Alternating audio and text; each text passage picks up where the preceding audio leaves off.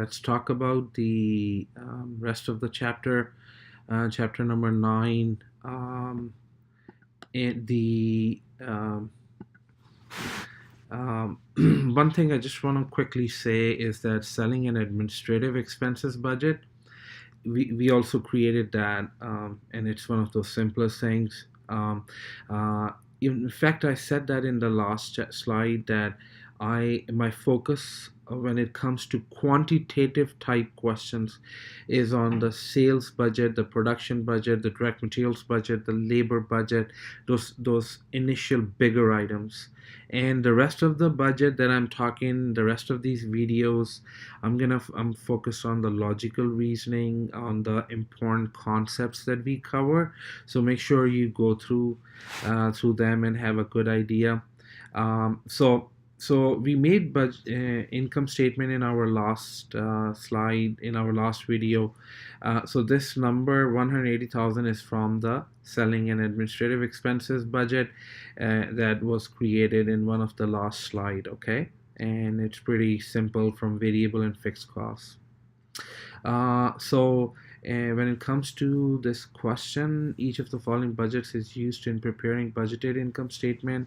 Sales budget, yes, is used because sales is determined. Selling and admin is used. Capital expenditure budget, has not been used yet, and direct material labor budget is being used. Right, that's how we determine the direct labor costs, and that is used in the per unit cost, right? Direct material, direct labor, overhead. So the answer is C. We have not talked about that.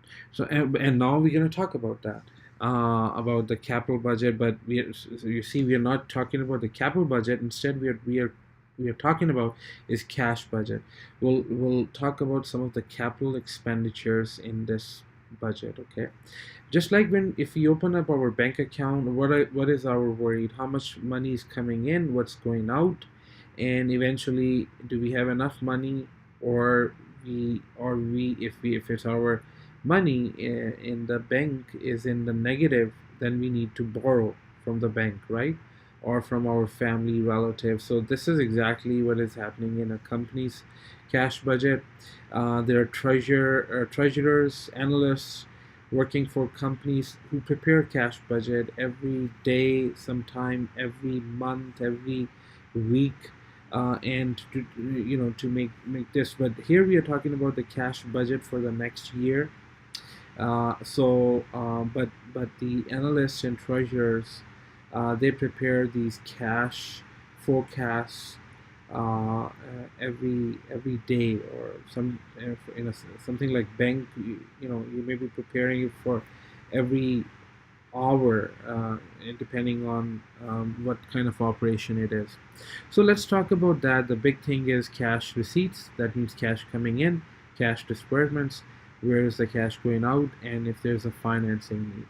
So we'll talk about that, and the best way is to look at the example. Okay, so I'm going to talk about example. So before I get into the example, where does the money come from for a company? Mostly it's revenue, right? You sell to the customers, you receive cash for it. So that's where the money comes from.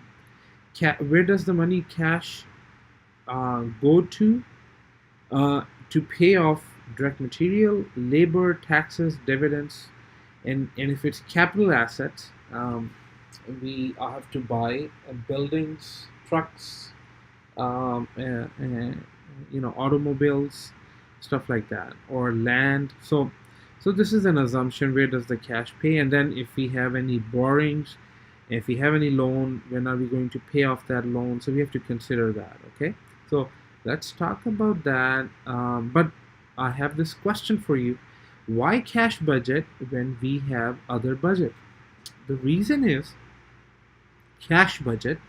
Cash budget is one of the most critical item because history has shown, researchers have shown that most of the entrepreneurs, in fact a big percentage, 80-90%, usually go bankrupt because they just don't have enough cash to pay off their liabilities, during the first 3 years, and they go bankruptcy.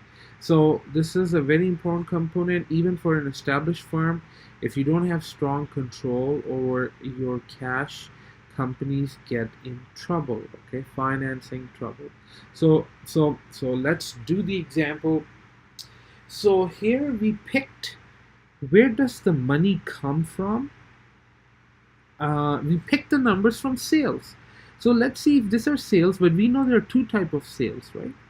One is our cash sales, and the other one is our credit sales. So there's some sales that where we receive the cash very quickly or in short term.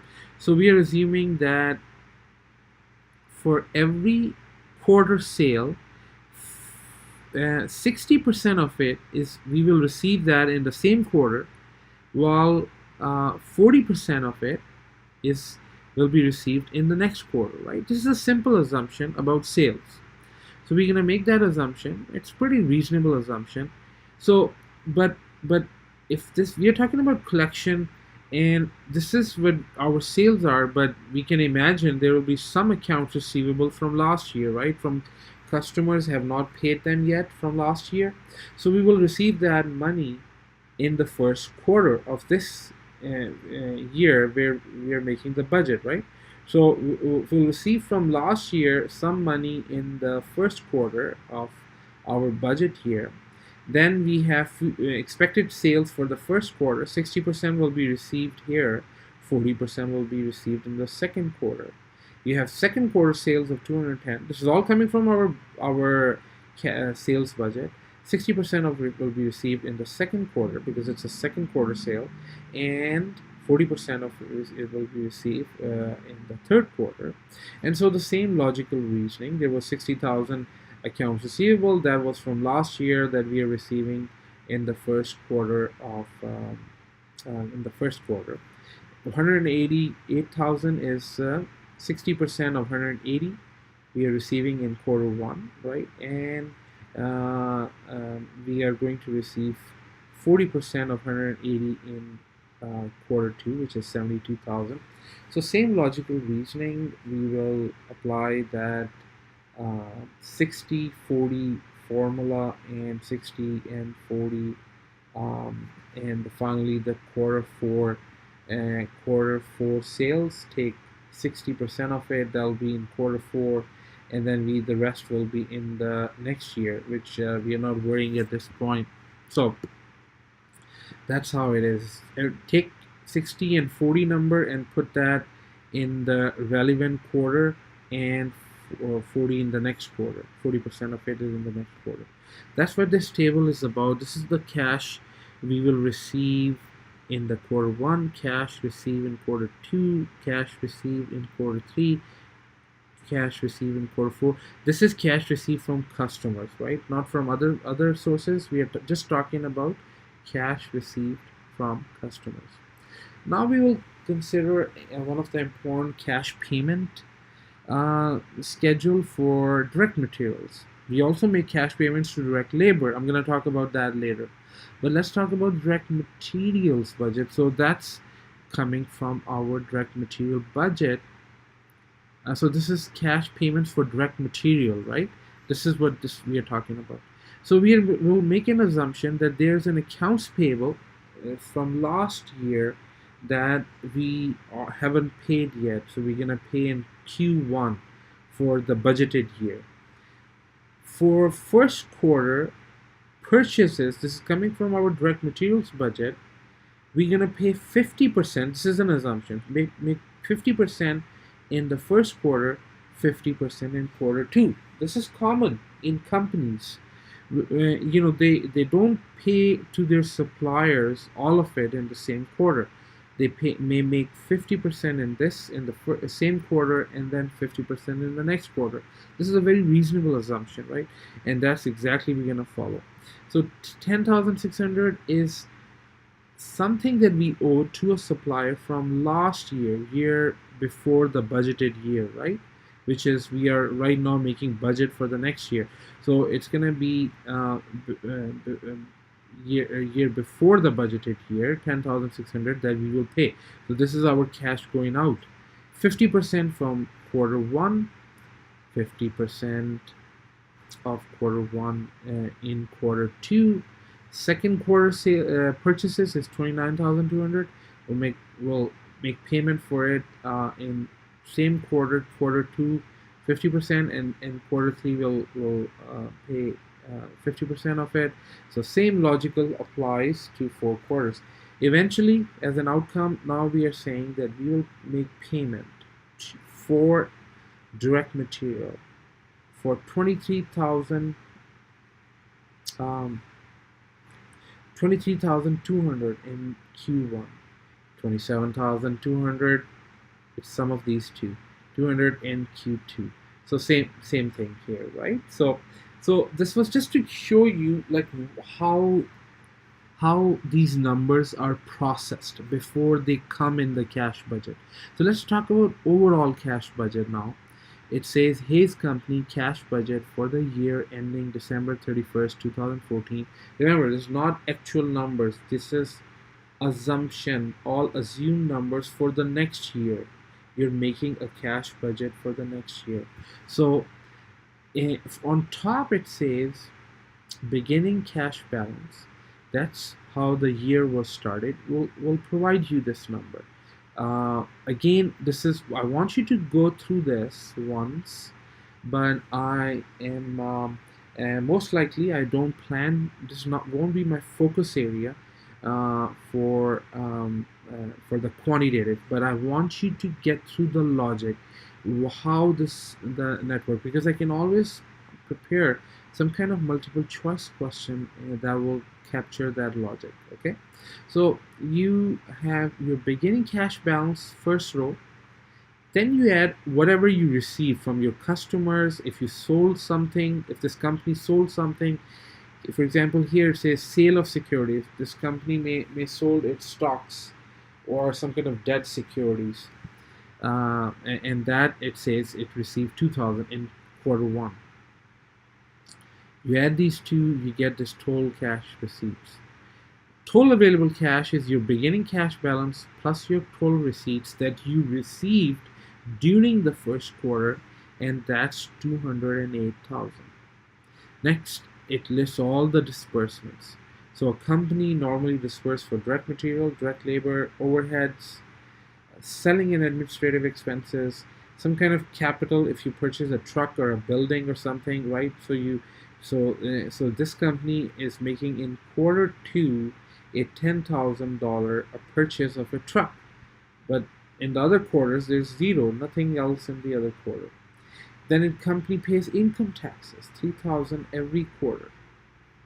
And then finally, if you sum up all these rows, you will get total disbursement.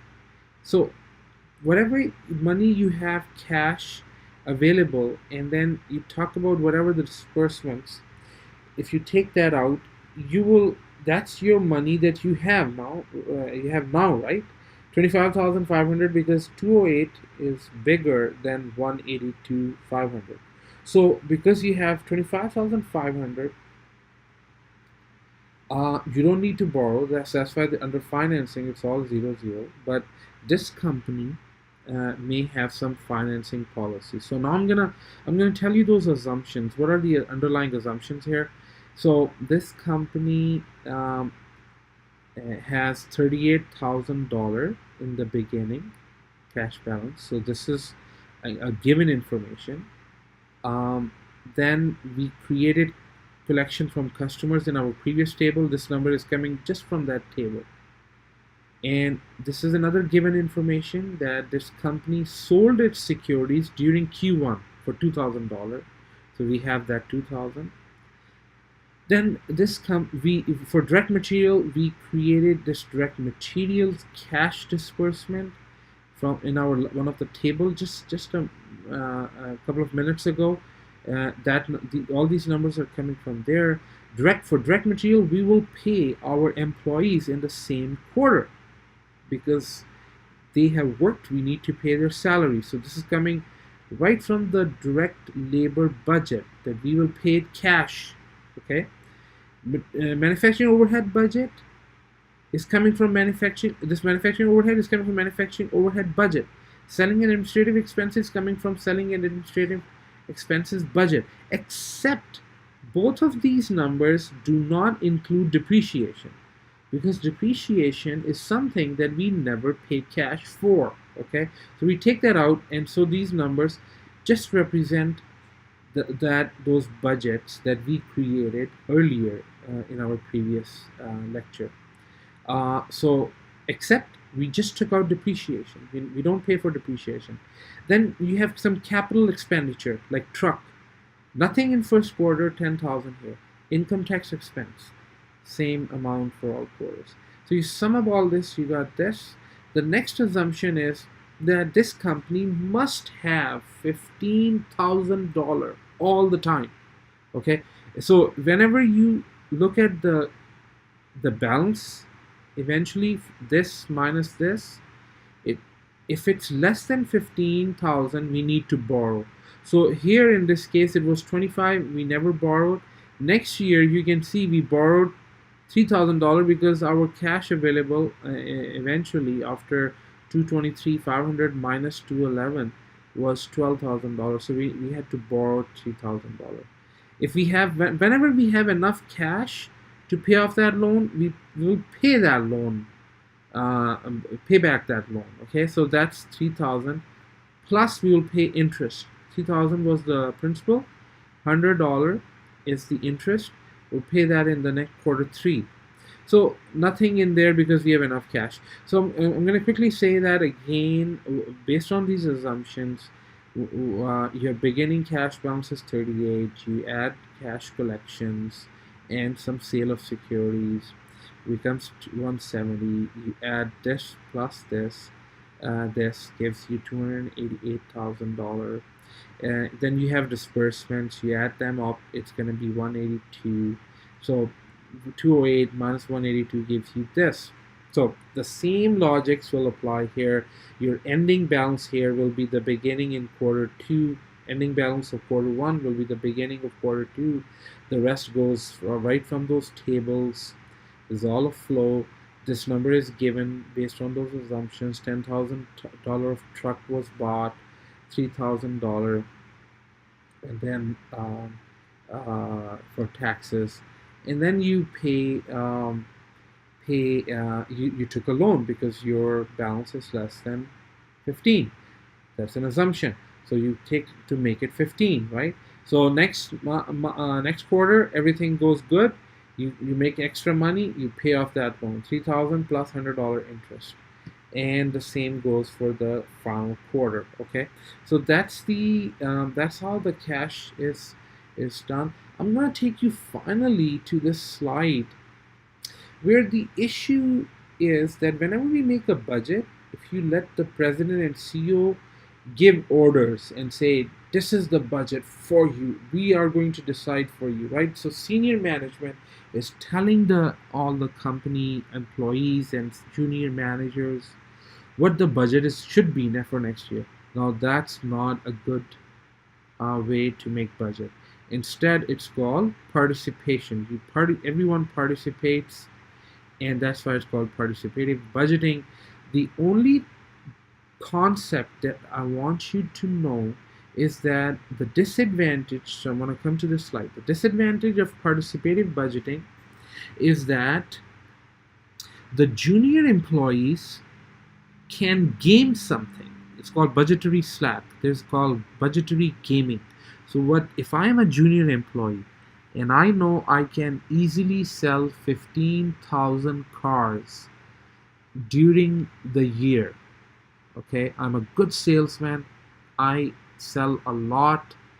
Maybe it's a very big number, 15,000. Let's make it 2,000. Okay, I can sell 2,000 cars during the year. I know that. I'm a junior sales manager. So let's say if my company wants me to participate in the budget and ask me, how many cars can you sell next year? So if I'm participating in that budgeting process, I can get greedy and I can say, the cars that I can sell next year is 1500 cars. Okay, so I know I can sell 2000, but I will say 1500. Why? Because if I leave that 500 cars slack in there, so next year comes, I'm working hard. I know I can easily sell 2000, and in fact, eventually next year I may end up selling 2100 cars. So my budget was 1500. I sold 2100, let's say. Now that's 600 additional cars. Won't it won't it look great on me? I will be looking great in front of senior management, and senior management may say, "Hey, you deserve a big bonus because you have done a lot of hard work. You were supposed to sell 500 while you sold 600 more cars, right? You were supposed to sell 1500, but you sold 2100, 600 more cars. So that is a great. It will look great on my resume. It will look great on my performance report, annual performance report, because budgets are used in performance evaluation, right? We talked about that during the class. So this slacking or gaming thing is very common. It's a big issue, even for governments, for large organizations. That some employees on junior level, they they know how to create this budgetary slack. They're good at it, and they will always create this buffer and enjoy their life, luxury time, and fun time during work, while the senior management will always think that our employees are working very hard.